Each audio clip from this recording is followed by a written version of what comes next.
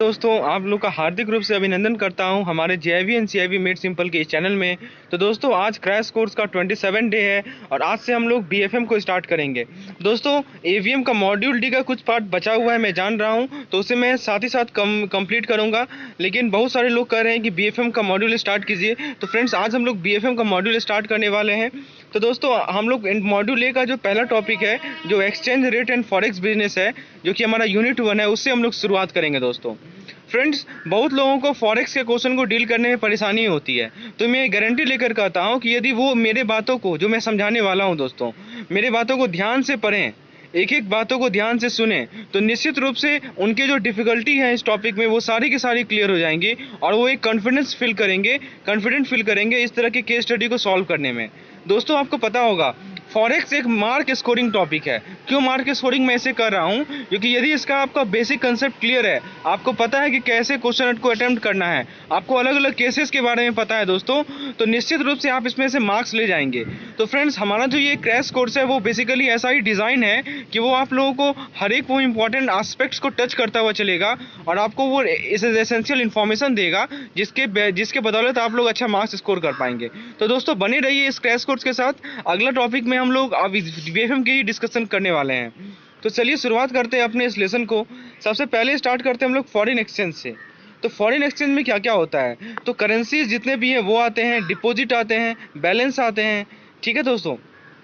इसके अलावा ड्राफ्ट जितने भी हैं, एलसीज या बिल ऑफ एक्सचेंज, जो कि फॉरेन करेंसी में पेबल हैं, ये सभी के सभी हमारी फॉरेन एक्सचेंज के अंदर आते हैं।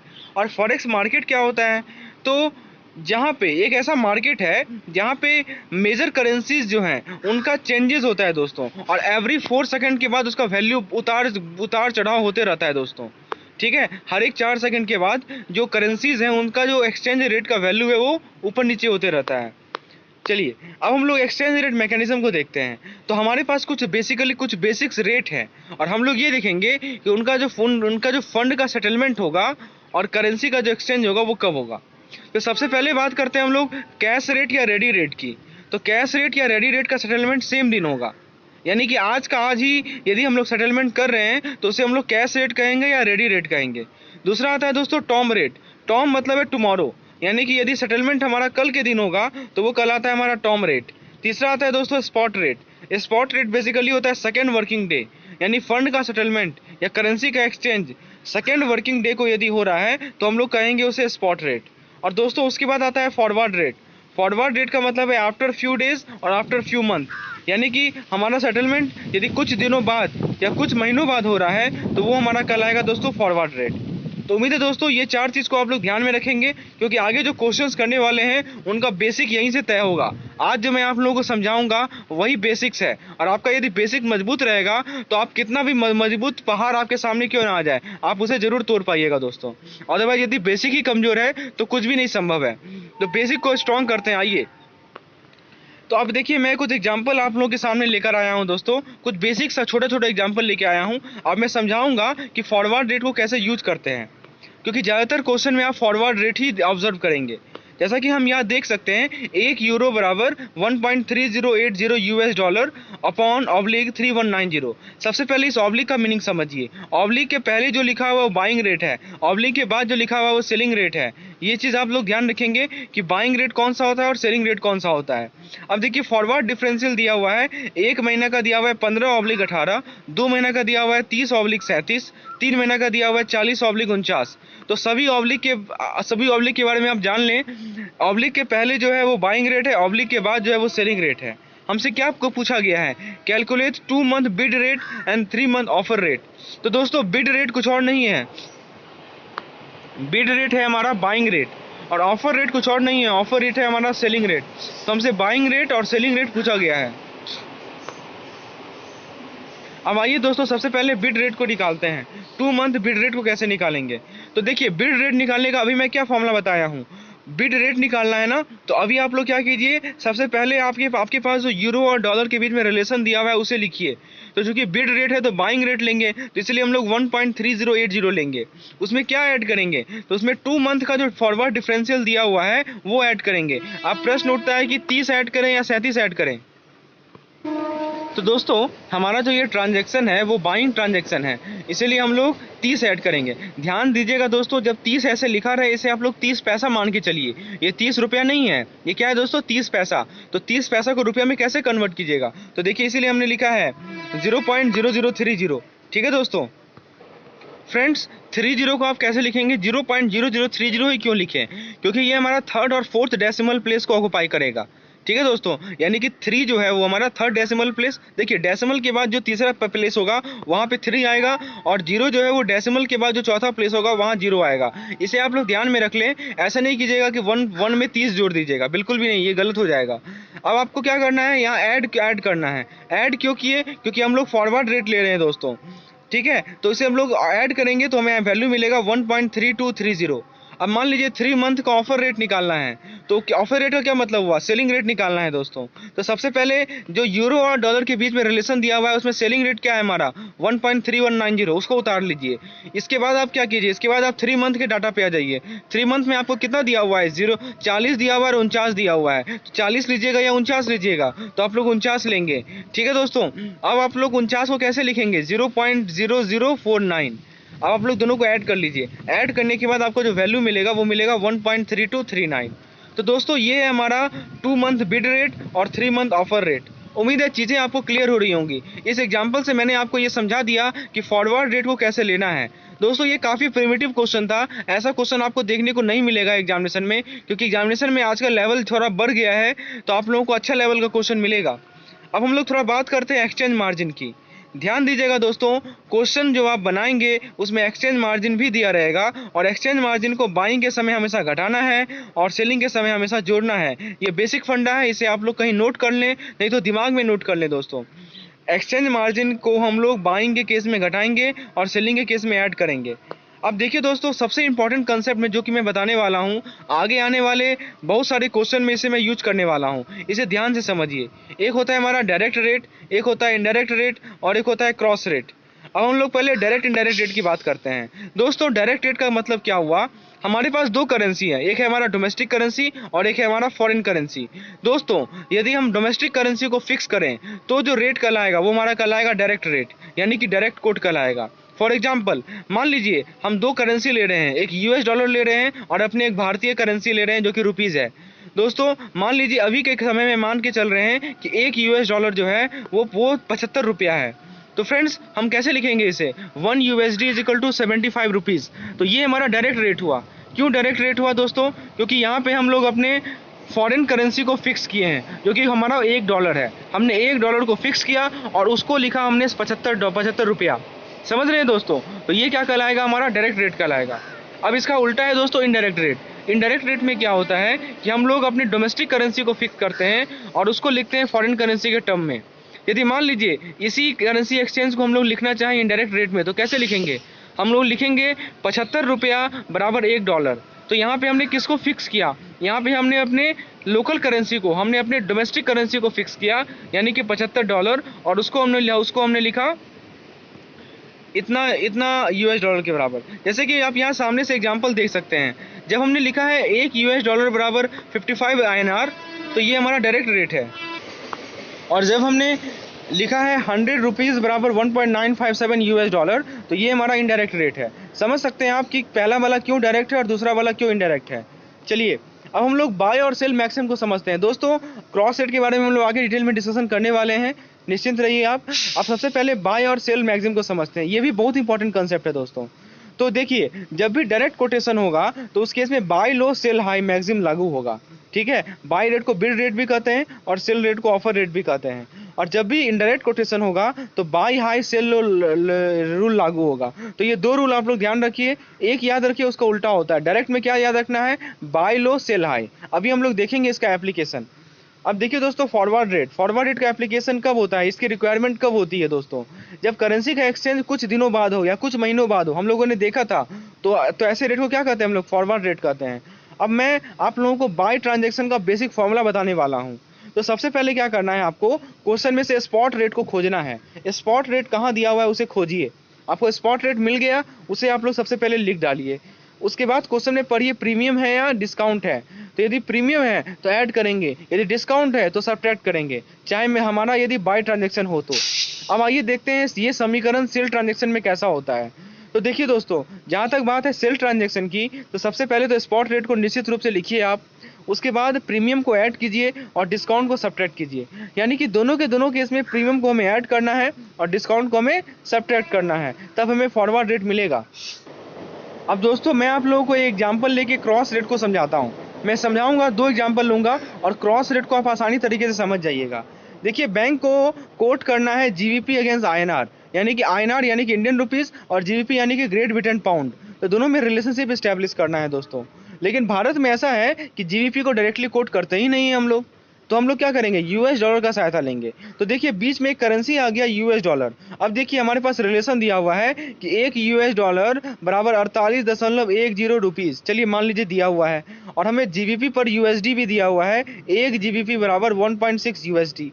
अब आप बताइए मेरा ऑब्जेक्टिव क्या था, मेरा ऑब्जेक्टिव था ये जानना कि 1 जीबीपी बराबर कितना रुपया, लेकिन हमने क्या किया, हमने बीच में एक यूएस डॉलर को बीच में ले आया। अब क्या करना है दोस्तों, इस यूएस डॉलर को बीच से हटाना है। कैसे हटाइएगा बताइए, आप लोग क्या कीजिएगा, 1 जीबीपी को लिखिएगा 1.6 यूएसडी और 1 यूएसडी को लिखिएगा 48.10 रुपीज़। तो दोस्तों हमारे पास 2 इक्वेशन है ना। अब 2 इक्वेशन को कैसे, आप लोगों को पता होगा वेरिएबल को कैसे एलिमिनेट करते हैं, सिंपल सी बात है। क्या कीजिएगा, आप मल्टीप्लाई कर दीजिए, यानी कि 1 जीबीपी बराबर 1.6 टाइम्स 48.10 रुपीज़। तो इसे कैलकुलेट यदि आप करेंगे तो आपको वैल्यू मिलेगा 76.96 रुपीज़। तो ये हमारा 1 जीबीपी और रुपीज़ के बीच में इंटर रिलेशनशिप है। यही तो है हमारा क्रॉस रेट। क्रॉस रेट कुछ और थोड़ी है, यही है हमारा क्रॉस रेट। ठीक है दोस्तों, तो ये तो था सिंपल वाला कैलकुलेशन। अब आइए एक टिपिकल कैलकुलेशन को देखते हैं। अब देखिए यहाँ पे सेम क्वेश्चन है, जैसा कि पिछला क्वेश्चन था वैसा ही क्वेश्चन है। बैंक को क्या करना है, जीबीपी को रेमिट करना है। रेमिट मतलब कि ट्रांसफर करना है दोस्तों। अब देखिए फिर से वही बात, बैंक भारत की बैंक है, डायरेक्ट कोटेशन अवेलेबल नहीं है। ठीक है दोस्तों, तो क्या करना पड़ेगा, यूएस डॉलर का सहायता लेना पड़ेगा। तो यूएस डॉलर और जीबीपी के बीच में रिलेशनशिप देखिए, जीबीपी पर यूएसडी कोट रेट हमें दिया गया है इंटरनेशनल मार्केट में, वो हमें दिया जाएगा, और यूएसडी पर आईएनआर जो है वो लोकल मार्केट में अवेलेबल होगा। अब बैंक को क्या करेगी दोस्तों, बैंक जो है यूएस डॉलर को बेचेगी और जीबीपी को खरीदेगी, यानी कि यूएस डॉलर को बेचकर ग्रेट ब्रिटेन पाउंड को खरीदेगी। ये बैंक का काम है। अब दोस्तों सबसे पहले आप ये बताइए कि जब आपको जीबीपी पर यूएसडी कोट दिया रहेगा, वो डायरेक्ट कोट होगा या इनडायरेक्ट कोट होगा, आप बताइए। अब सिंपल सी बात है दोस्तों, जीबीपी को हम फिक्स कर रहे हैं ना, तो जीबीपी हमारा लोकल करेंसी है ना। यदि मैं लंदन की बात करूँ तो लंदन के मार्केट में जीबीपी कैसा करेंसी है, लोकल करेंसी है। तो लोकल करेंसी को जब फिक्स करते हैं तो हमारा कैसा रेट होता है, वो इनडायरेक्ट रेट होता है। ठीक है दोस्तों, और यूएसडी पर आईएनआर हमारा डायरेक्ट रेट है। तो देखिए मैं अपने से डाटा ले रहा हूँ, तो हमें क्या करना है, जीबीपी को खरीदना है दोस्तों। जीबीपी को जब खरीदेगी बैंक, तो बैंक हायर रेट को कोट करना चाहेगी। क्यों हायर रेट को कोट करना चाहेगी, आप बताइए। क्योंकि जीबीपी जो है, जीबीपी और यूएसडी के बीच में जो रिलेशनशिप है वो इनडायरेक्ट है। और मैंने क्या बताया था, जब इनडायरेक्ट रेट होता है तो बाय हाई सेल लो। ठीक है, तो इसीलिए हायर रेट को, बाय हाई मतलब क्या हुआ कि हायर रेट को कोट करो, इसीलिए हाई रेट को बैंक कोट करेगी। तो वो क्या होगा, 1 जीबीपी बराबर 1.5985 यूएस डॉलर। अब जब यूएस डॉलर को सेल करेगी, आप पहले क्या किया, बैंक को जीबीपी को खरीदना था, लेकिन जीबीपी को कैसे खरीदेगी, पहले यूएस डॉलर तो खरीदे। तो यूएस डॉलर को खरीदेगी कैसे, यूएस डॉलर को खरीदेगी इंडियन रुपीज से। तो वाइल सेलिंग यूएस डॉलर, तो बैंक क्या कोट करेगी, बैंक हायर रेट को अभी भी कोट करेगी, क्योंकि यहाँ पे हमारा डायरेक्ट रेट है। ठीक है दोस्तों, यूएस डॉलर और रुपीज के बीच में कैसा रेट है दोस्तों, डायरेक्ट रेट है।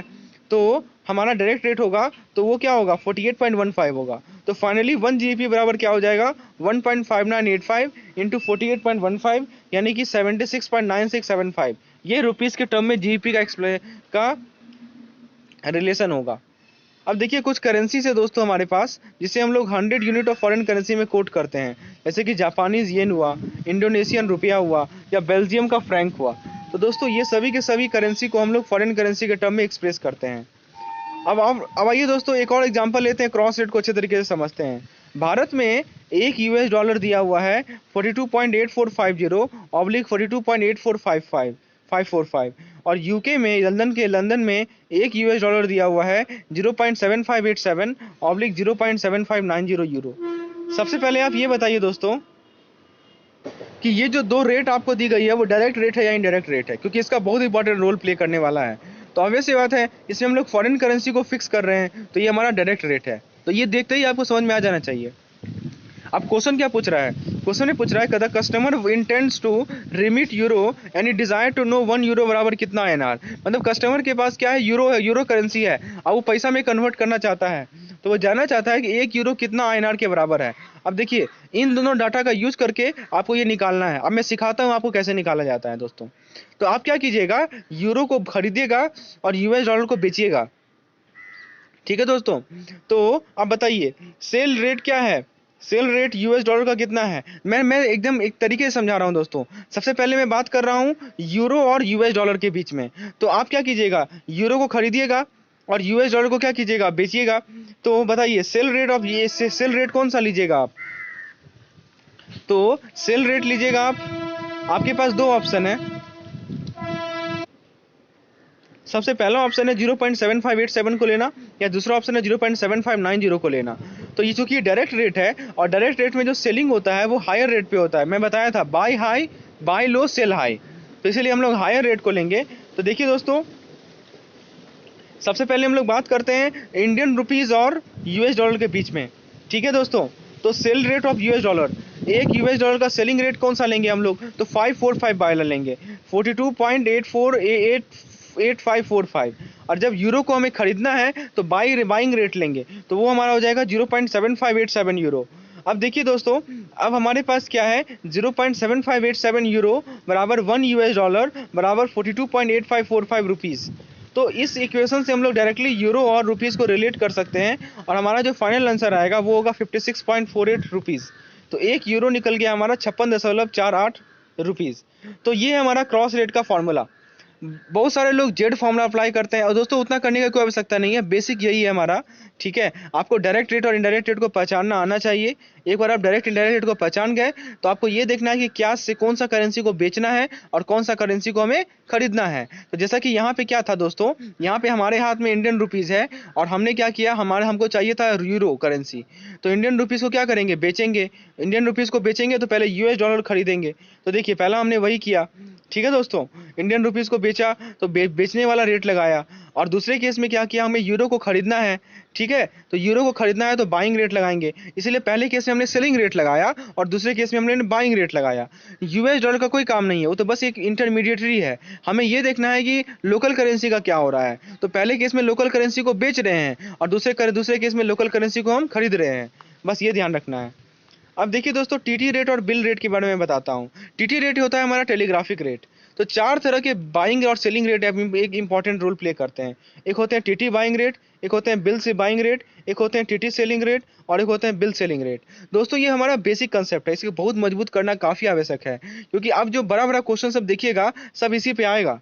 ठीक है दोस्तों, तो उसके लिए क्या जरूरी है कि ये बेसिक कंसेप्ट आपका स्ट्रांग होना चाहिए। आइए हम लोग चार रेट को एक एक करके चीज़ों को समझते हैं, पॉइंट वाइज समझते हैं दोस्तों।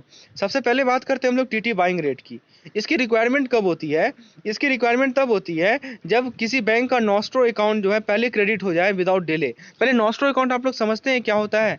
जैसे मान लीजिए हमारा भारतीय कोई बैंक है, SBI एक बैंक है, SBI का एक अकाउंट लंदन में है मान लीजिए। ठीक है, या मान लीजिए अमेरिका में SBI का एक अकाउंट है। अमेरिका में किसी बैंक में SBI का एक अकाउंट मेंटेन्ड है, तो वो कहलाएगा SBI का नॉस्ट्रो अकाउंट। मैं फिर से बता रहा हूँ, हमारा भारत में SBI है, SBI का एक अकाउंट अमेरिका के किसी दूसरे बैंक में यदि मौजूद है दोस्तों, तो वो स्टॉक अकाउंट उस बैंक के लिए नॉस्ट्रो अकाउंट कहलाएगा। ठीक है दोस्तों, तो यहाँ पे मैं क्या बता रहा हूँ कि यदि किसी बैंक का नॉस्ट्रो अकाउंट पहले क्रेडिट हो जाए और कस्टमर का अकाउंट बाद में क्रेडिट हो, तो हमारा कहलाता है TT बाइंग रेट। ऐसा कब कब होता है दोस्तों?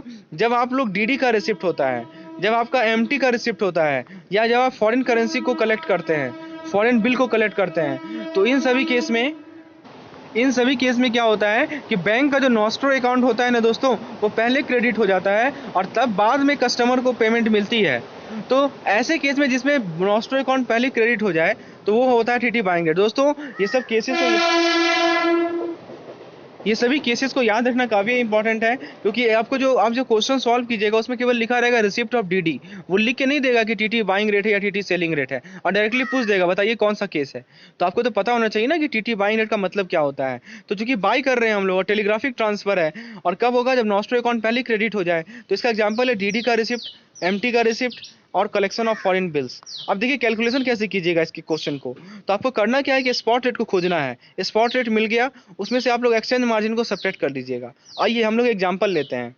देखिए बैंक ने रिसीव किया एमटी कितने यूएस डॉलर का, तो 5000 यूएस डॉलर का। कब रिसीव किया, तो 15 सितंबर को रिसीव किया। तो नॉस्ट्रो अकाउंट को पहले क्रेडिट कर दिया गया। तो दो हिंट मिल गया आपको दोस्तों, आपको कोई और हिंट की आवश्यकता ही नहीं है। पहला हिंट क्या मिला, कलेक्शन ऑफ एमटी। दूसरा हिंट क्या मिला कि nostro account was already credited. ये दो हिंट सफिशिएंट है ये समझने के लिए कि ये जो केस है हमारा वो टीटी बाइंग रेट का केस है। ठीक है दोस्तों, अब क्वेश्चन में पूछा क्या गया है, what amount will be paid to the customer. तो ऑब्वियस सी बात है, डीडी तो किसी कस्टमर के लिए ही तो फेवर होगा, तो हमें कस्टमर को तो पे करना है, तो उस कस्टमर को कितना पैसा मिलेगा। अब देखिए स्पॉट रेट हमें दिया गया है 34.25/34.30। तो ये है हमारा बाइंग रेट और एक है हमारा सेलिंग रेट। अक्टूबर का फॉरवर्ड डिफरेंशियल हमें दिया गया है 22/24 और एक्सचेंज मार्जिन दिया हुआ है 0.80%। ध्यान दीजिएगा दोस्तों, परसेंटेज दिया हुआ है। तो दोस्तों हम लोग जान रहे हैं कि टीटी बाइंग रेट को ही अप्लाई करना है। अब हमें फॉरवर्ड रेट कैसे निकालेंगे, तो अभी मैंने बताया था फॉर्मूला, स्पॉट रेट को खोजिए। तो चूंकि बाइंग है तो इसीलिए हम लोग 34.25 लेंगे। यदि सेलिंग होता तो 34.30 लेते। तो बाइंग है तो क्या लेंगे, 34.25 लेंगे। तो हमने 34.25 को लिख दिया। अब देखिए मार्जिन हमें दिया हुआ है, चूंकि बाइंग का केस है, मैंने समझाया था कि बाइंग के केस में मार्जिन को हमेशा सब्ट्रैक्ट करते हैं। तो दोस्तों वो बेसिक्स है, बेसिक्स को हमेशा याद रखना है हमें। तो बाइंग के केस में सब्ट्रैक्ट करना है हमें मार्जिन को। तो मार्जिन कितना है हमारा 0.80%। अब ये परसेंट किसका है दोस्तों, तो परसेंट है 34.25 का। तो हमेशा परसेंटेज जो निकालेंगे वो हमेशा स्पॉट रेट कर लेंगे। तो 34.25 का आप लोग परसेंटेज निकालिए 0.80%, तो आपको मिलेगा 0.274। ठीक है दोस्तों, अब आपको क्या करना है, सब्ट्रैक्ट करना है। तो सब्ट्रैक्ट करने के बाद जो वैल्यू आएगा वो होगा 33.976। तो ये जो अमाउंट है वो कस्टमर के खाते में जाएगा। समझ रहे हैं दोस्तों, यही है हमारा कैलकुलेशन। तो मार्जिन तो है वो बैंक ली, ठीक है, बैंक भी पैसा ले ली क्योंकि वो मार्जिन के रूप में। चलिए एक्सचेंज मार्जिन बैंक खुद लेती है। अब उसके बाद बात करते हैं हम लोग बिल बाइंग रेट का, जो कि हमारा सेकंड केस है। देखिए बिल बाइंग रेट का कब कब कब अप्लाई करेंगे हम लोग, जब बैंक जो है आईएनआर देगी कस्टमर को before receipt of foreign currency nostro account. समझिए बात को। तो फ्रेंड्स हम लोग यहाँ पे जो भी चीज़ बात कर रहे हो फॉरेन करेंसी की बात है। अब मान लीजिए कोई बैंक है, उसके पास जो है किसी कस्टमर का कुछ आया, जैसे मान लीजिए एक्सपोर्ट बिल आया या एक्सपोर्ट बिल का डिस्काउंटिंग हुआ।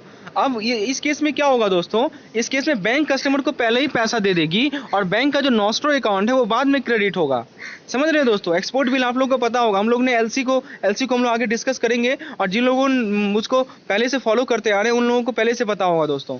तो एलसी को मैंने बताया था कि वो एक्सपोर्ट बिल है। तो एक्सपोर्ट बिल को जब परचेज किया जाता है तो बैंक को पहले कस्टमर को पैसा देना होता है, और बैंक का जो नॉस्ट्रो अकाउंट होगा वो बाद में क्रेडिट होगा।